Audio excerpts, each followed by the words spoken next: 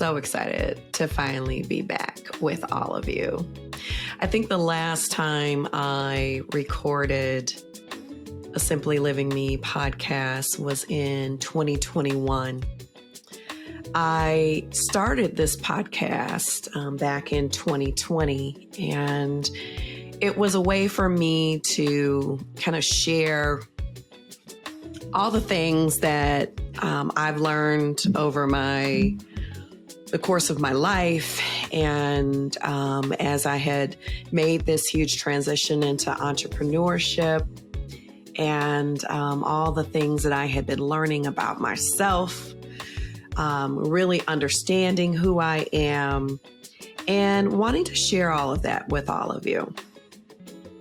And I had all intentions of continuing on with that journey. And then work got crazy, life got crazy.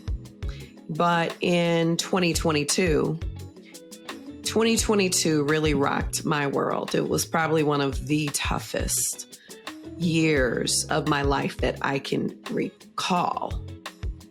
And, unfortunately, there was a series of losses. My uncle passed away in February of last year. My best friend's husband passed away as well.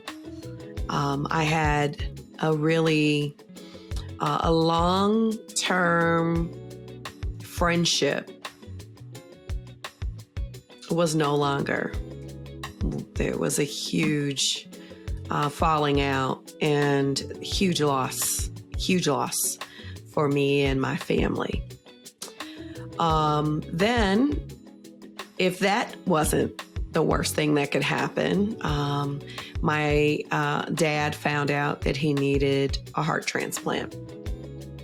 So that really shook up my entire world, which really led, unfortunately for me, it led to some significant levels of depression.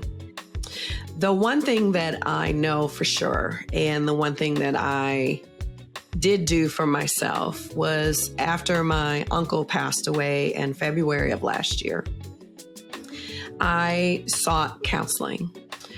So I was in therapy every single week. And some weeks were harder than others. And some would say that the longer you're in therapy, the easier, maybe, you think things will be. For me, unpeeling the onion really created this sense of deeper depression, because it shook up who I thought I was, what values I have or had that are no longer serving me. It shook up my perception of how I navigated life. And it gave me all the tools that I needed so that in the future, as I'm dealing with challenges, because life always comes at you, right? It's always going to be the case. I was able to handle them because I had better tools than what I had going into therapy. Now, what I thought was kind of my issue was around grief. I lost a very dear friend due to domestic violence back in 2018. And instead of me really processing and going through grief counseling, I threw myself into my work. 2020 hits, right? And all hell broke loose with the pandemic. I also was in desperate need of surgery to have a hysterectomy, but because of the pandemic, that had been pushed off. So I was in a lot of pain that year. And then George Floyd, Ahmaud Arbery, Breonna Taylor, all those things happened. And so my work in the diversity, equity, and inclusion space really increased. So while business was great, the personal struggles of dealing with my own issues and reconciling what was going on in the world was also really doubling down on me. So we go through 2020, right? I finally had my surgery, which was wonderful. And 2021, in the business, focused on my clients, and I had a lot of clients and I was working a lot. And I decided to finally hire someone to join me in my consulting practice. And it was a wonderful partnership. It was a wonderful relationship until this individual decided that they wanted something different. Now, I really appreciate anybody who says, you know what, this isn't for me.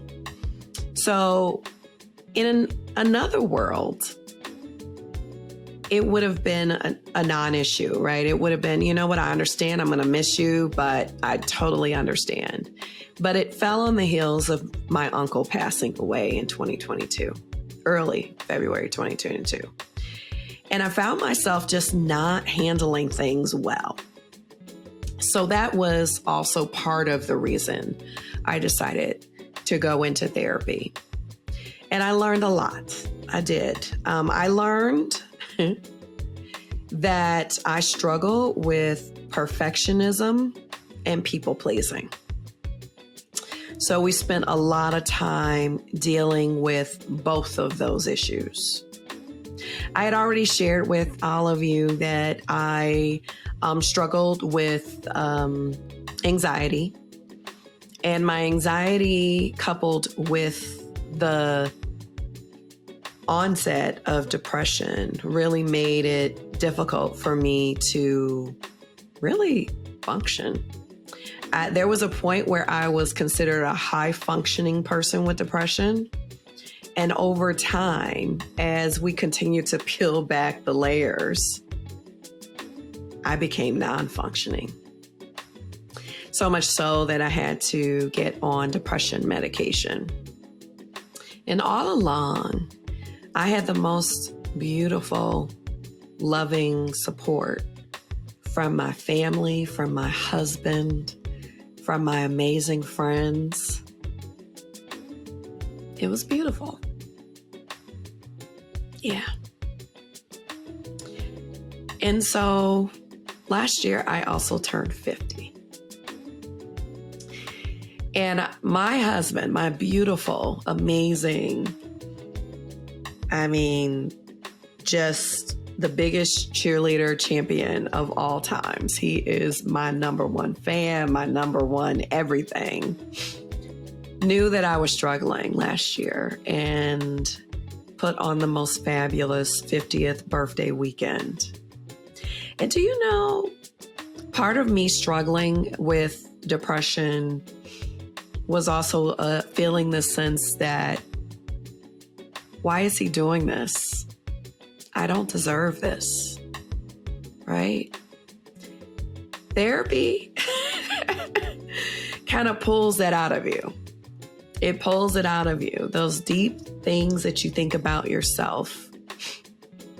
And she got me to get really clear on who I am, what I was deserving of. And that if that man wanted to throw me a 20-day party, then damn it, you let him do that, because he loves you and he cares about you. And guess what? You do deserve it.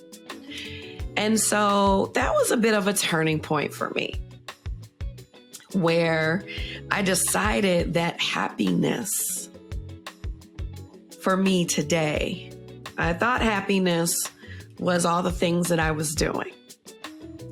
But you get to a point where sometimes you have to pivot and you have to shift. And for me, being okay with being okay with change. Does that make sense? I needed to be okay with being okay that I was changing and that I was shifting and that I wanted something different for my career. Because a lot of my identity has been built off of being this professional who centered her work around DEI, who was an entrepreneur, who had transitioned successfully her corporate career into entrepreneurship, but who was extremely exhausted from the work, exhausted from trying to make organizational change, exhausted from the heaviness, because let's not get it twisted. After 2020, this work became so much more intense. And the work that I'm referring to is the diversity, equity, and inclusion consulting work. It became so much more intense. As a practitioner who's been doing this work for years, and there are different layers and different levels of experts out there, I was considered kind of your corporate DEI professional, because that's the space that I came from, working with corporations, organizations who were at the beginning stages of the journey. So, there's a lot of mindset changes. There's a lot of culture change. There's a lot. And I had to get honest with myself. So you're now 50. And I look good for 50, by the way, just saying. But you're now 50. And you have done some real work on healing from your past trauma, healing from the things that have gotten in my way over the past few years, and getting really, really comfortable with who Charmaine is today. And that also includes my career and what I wanted in the next decade to two. And so that's what lands why I'm here today.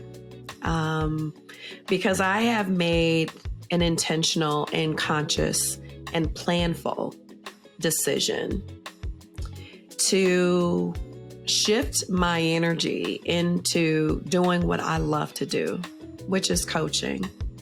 And coaching women in particular, women of all different backgrounds, race, ethnicity, gender identity, geographic, all of the things.